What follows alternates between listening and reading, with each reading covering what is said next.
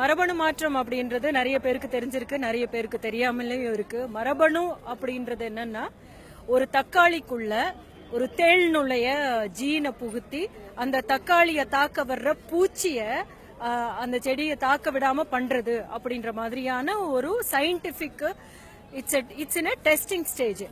அதை நம்மளுடைய இந்தியாவுக்குள்ள கொண்டு வரணும் அப்படின்னு பாக்குறாங்க. நிறைய 90% ஆஃப் யூரோப்பியன் கண்ட்ரிஸ் வந்து இது பேன் பண்ணியிருக்காங்க.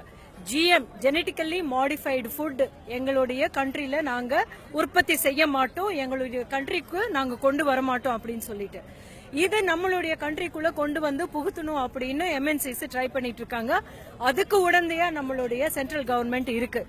இத வர விட மாட்டோம் அப்படின்னு ஒவ்வொரு குடிமகனுக்கும் சொல்ற உரிமை இருக்கு. சொல்லணும், போராடணும், நம்ம இதை விடக்கூடாது. இது வரைக்கும் என்வரன்மெண்ட் மினிஸ்ட்ரில இருந்து எந்த ஒரு அப்ரூவலுமே வரவே இல்லை. பட் அவங்க ரிசர்ச்சிங்ல தான் இருக்காங்க. நான் அதுக்கு முன்னாடி இப்படி ஒரு போராட்டம் பிரச்சனை ப்ரொடெஸ்ட் பண்ணி சரியான விஷயம் தானே மேடம்?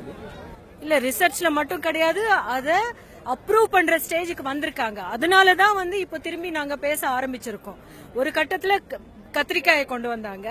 கத்திரிக்காயை கொண்டு வந்த போது இது சரியானதா இல்லையா அப்படின்னு தெரிஞ்சதுக்கு அப்புறம் தான் இதனுடைய பயிரை வந்து நாங்க அப்ரூவ் பண்ண முடியும் அப்படின்னு சொல்லி அத மொரட்டோரியம் போட்டிருக்காங்க.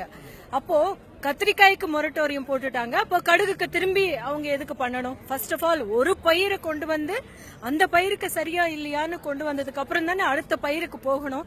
கடுகு புதுசா கொண்டு வந்துட்டு கடுகு புதுசா அப்ரூவ் பண்ணிட்டோம் அப்படின்னா இதுல அப்ரூவ் பண்ணிட்டோம், நீங்க மத்தது எல்லாத்தையும் அப்ரூவ் பண்ணுங்க அப்படின்னு சொல்றதுக்கு ஈஸி ஆயிடும் அப்படின்னு சொல்லிட்டு இது கடுகுக்கு நீங்க அப்ரூவல் வழங்கக்கூடாதுன்னு ரொம்ப நாளா சொல்லிட்டு இருக்கோம். அப்ரூவ் பண்ணிடுவாங்களோ அப்படின்ற ஒரு இடத்துக்கு வந்ததுனாலதான் இந்த போராட்டத்தை தீவிரப்படுத்தி இருக்கோம்.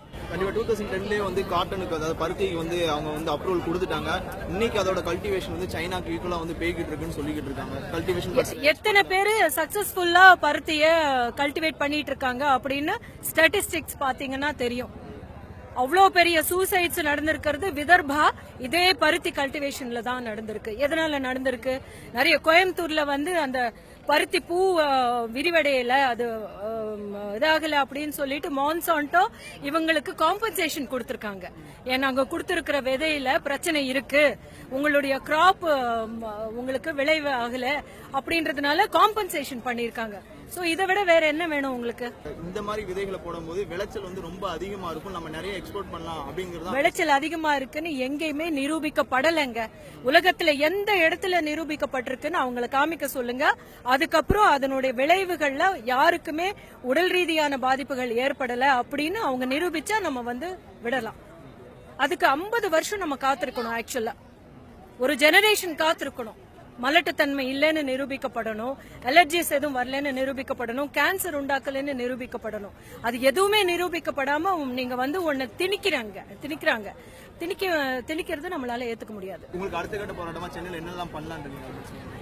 இப்பதான் வந்து மக்கள் இத ஒரு சூடு பிடிச்சிருக்கு. இதுக்கு முன்னாடி 2010ல ரொம்ப நல்லாவே பரவலா எல்லாரும் வர ஆரம்பிச்சாங்க, தெரிஞ்சுக்க ஆரம்பிச்சாங்க. இப்பதான் எல்லாருக்கும் தெரியப்படுத்திக்கிட்டு இருக்கோம். இனிமே வந்து we are going to reach out to people.